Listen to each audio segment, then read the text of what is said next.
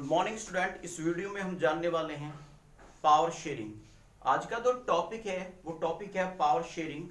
और ये पॉलिटिकल जो साइंस है, पॉलिटिकल साइंस 10th क्लास की जो बुक है उसका चैप्टर 1 से मैंने लिया है और चैप्टर का नाम है पावर शेयरिंग। पावर शेयरिंग के बारे में आज हम पढ़ेंगे। सबसे पहले बात करते हैं कि पावर शेयरिंग होता क्या है, पावर शेयरिंग की जरूरत क्यों होती है। तो पावर शेयरिंग का मीन्स ये होता है जब गवर्नमेंट के डिफरेंट ऑर्गन्स अपनी पावर का साझेदारी, अपने पावर की हिस्सेदारी किसी और के साथ करते हैं, उसी को हम पावर शेयरिंग कहते हैं। पावर शेयरिंग का जो बेनिफिट है वो ये होता है कि इससे कॉन्फ्लिक्ट, देश में होने वाले जो कॉन्फ्लिक्ट हैं उनको कम किया जा सकता है। अब इस चैप्टर के अंदर 2 एग्जाम्पल दिए हैं, 2 जो कंट्री है उनकी केस स्टडी के थ्रू हमें ये बताया गया है कि पावर शेयरिंग की इंपॉर्टेंस क्या है। पहला कंट्री बेल्जियम है और दूसरा कंट्री आपका श्रीलंका है। आज इस वीडियो में मैं आपको बेल्जियम की केस स्टडी के बारे में, उसकी कंपोजिशन के बारे में बताऊंगा और हम इस वीडियो में ओनली बेल्जियम की कंपोजिशन के बारे में पढ़ेंगे कि उसके अंदर कितनी पॉपुलेशन है और किस तरह की जो लैंग्वेज है वो बेल्जियम में बोली जा रही है। तो चलिए शुरू करते हैं। Belgium is a small country in Europe, smaller in area than the state of Haryana. It has a population of a little over 1 crore, about half of the population of Haryana. जो Belgium है वो Europe continent का एक छोटा सा country है और वो हमारे हरियाणा राज्य से भी छोटा है और उसकी जो आबादी है वो हरियाणा से भी क्या है, कम है। अंडरस्टैंड।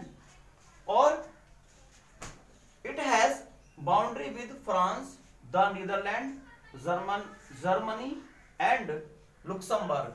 और जो आपका बेल्जियम है उसकी बाउंड्री फ्रांस, नीदरलैंड और जर्मनी के साथ शेयर करती हैं। अब जो बेल्जियम है उसकी एथनिक कंपोजिशन क्या है उसके बारे में बात करेंगे। सबसे पहले हम फाइंड आउट कर लेते हैं कि जो एथनिक कंपोजिशन होती क्या है। किसी भी कंट्री के अंदर जो डिफरेंट कास्ट के लोग रहते हैं, जो डिफरेंट रिलीजन को मानते हैं, जिनकी लैंग्वेज डिफरेंट होती हैं, ऐसे ग्रुप को, ऐसे कम्युनिटी को हम एथनिक कंपोजिशन कहते हैं। किसी भी कंट्री के अंदर डिफरेंट लैंग्वेज को बोलने वाले लोग, डिफरेंट कास्ट के लोग और डिफरेंट रिलीजन को बिलोंग करने वाले लोग होते हैं। जैसे इंडिया के अंदर क्रिश्चियंस हैं, बौद्धिस्ट हैं, मुस्लिम हैं और डिफरेंट टाइप ऑफ रिलीजन की पीपल हमारे कंट्री के अंदर है। तो ये हमारी कंट्री की क्या है, एथनिक कंपोजिशन। इसी तरह से बेल्जियम की भी एथनिक कंपोजिशन है और वो क्या है हम देखते हैं। तो बेल्जियम के अंदर जो एथनिक कंपोजिशन है वो ये है कि बेल्जियम की जो टोटल पॉपुलेशन है उसका 59% फ्लैमिश रीजन में रहते हैं और वो डच लैंग्वेज रहते हैं। यानी 59% टोटल पॉपुलेशन के 59% लोग फ्लैमिश रीजन में रहते हैं और फ्लैमिश रीजन में रहने वाले जो लोग हैं वो डच लैंग्वेज बोलते हैं। टोटल पॉपुलेशन का 40% जो लोग हैं वो वेलोनिया में रहते हैं, वेलोनिया रीजन में रहते हैं और फ्रेंच लैंग्वेज यहाँ पर स्पीक की जाती है। और जो फ्रेंच लैंग्वेज बोलने वाले लोग हैं वो क्या है, माइनॉरिटी में है। पूरे बेल्जियम में ये लोग क्या है, माइनॉरिटी में है। और डच जो बोलने वाले लोग हैं वो पूरी कंट्री के अंदर मेजॉरिटी में है। ठीक है। 1% ऐसे लोग हैं बेल्जियम के अंदर जो जर्मन भाषा को स्पीक करते हैं। अब ये जो एथनिक कंपोजिशन है ये तो पूरे बेल्जियम में थी। अब बेल्जियम की जो राजधानी है ब्रुसेल्स, वहां पर ये जो एथनिक कंपोजिशन है चेंज हो जाती है। कैसे? जो पूरी कंट्री में 40% फ्रेंच लैंग्वेज बोलने वाले जो लोग हैं, जो फ्रेंच लैंग्वेज बोलने वाले जो लोग माइनॉरिटी है पूरी कंट्री के अंदर, वो बेल्जियम की राजधानी ब्रुसेल्स में 80% है, यानी यहां वो मेजॉरिटी में है। और जो पूरी कंट्री में 59% फ्लेमिश बोलने वाले जो डच हैं वो क्या है, पूरी कंट्री में मेजॉरिटी है, लेकिन वो राजधानी ब्रुसेल्स में क्या हो जाते हैं, 20% रह जाते हैं और ये क्या है, यहाँ पर ये माइनॉरिटी में यहाँ पर आ जाते हैं। अब जो कंट्री के अंदर जो फ्रेंच लैंग्वेज बोलने वाले लोग हैं उनके पास ज्यादा रिसोर्सेज हैं और वो ज्यादा एजुकेटेड हैं, उनकी जो इकोनॉमिक जो कंडीशन है वो ज्यादा अच्छी है, वो ज्यादा अपने आप में उनकी जो कम्युनिटी है ज्यादा डेवलपमेंट कर पाई है, इसलिए वो क्या ज्यादा है, वो ज्यादा रिच हैं कंपेयर टू डच। डच के पास ज्यादा एजुकेशन नहीं है, उनकी जो इकोनॉमिक कंडीशन है वो फ्रांस से बेटर नहीं है। अब ये जो बात थी डच को चुभने लगी, और इसी बात को लेकर डच और फ्रांस बोलने वालों के बीच आपस में टेंशन पैदा हो गई, और ये टेंशन 1950 से लेके 1960 तक और ज्यादा बढ़ती चली गई, और ये टेंशन राजधानी ब्रुसेल्स में ज्यादा देखने को मिली। इन दोनों के बीच ज्यादा कॉन्फ्लिक्ट हुए।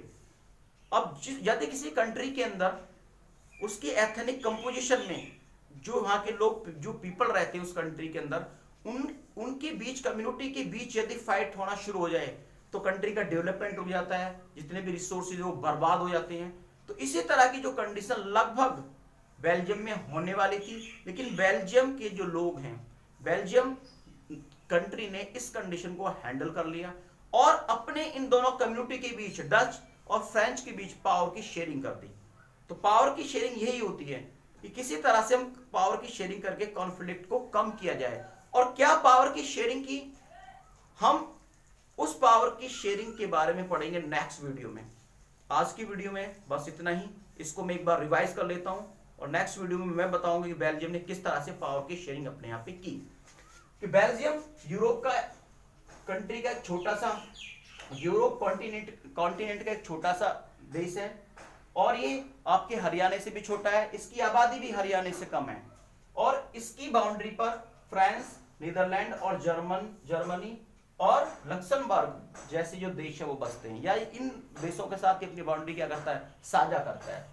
अब जो बेल्जियम के अंदर जो एथनिक कंपोजिशन है, वो टोटल पॉपुलेशन 59%, टोटल पॉपुलेशन का 59% फ्लेमिश रीजन में रहती है, और ये यहाँ के जो लोग डच लैंग्वेज बोलते हैं, और टोटल पॉपुलेशन का 40% लोग वेलोनिया में रहते हैं, और यहाँ के लोग फ्रेंच बोलते हैं। फ्रेंच पूरी कंट्री में माइनॉरिटी में है, और डच पूरी कंट्री में मेजॉरिटी में है। लेकिन ये कंडीशन ब्रुसेल्स में, जो राजधानी है किसकी, बेल्जियम की, वहां पर चेंज हो जाती है। वहां पर 80% फ्रेंच लैंग्वेज बोलने वाले होते हैं, रहते हैं, और ये यहां पर क्या है, मेजॉरिटी में है।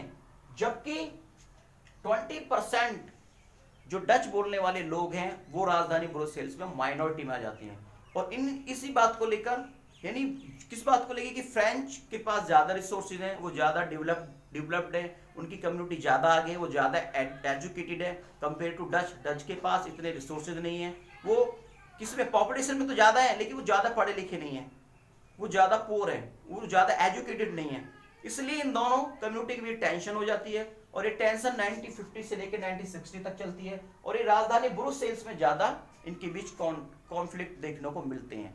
अब बेल्जियम जो कंट्री है उसने इन कॉन्फ्लिक्ट को कैसे खत्म किया, किस तरह से इन दोनों के बीच पावर की शेयरिंग की, जिससे ये कॉन्फ्लिक्ट, जो टेंशन कम हुई, इसके बारे में हम पढ़ेंगे नेक्स्ट वीडियो में। आप इस वीडियो को वॉच कीजिए अगेन, और इस बेल्जियम की कंपोजिशन को समझने की कोशिश कीजिएगा। और मैं मिलता हूं आपको नेक्स्ट वीडियो में एक नए टॉपिक के साथ।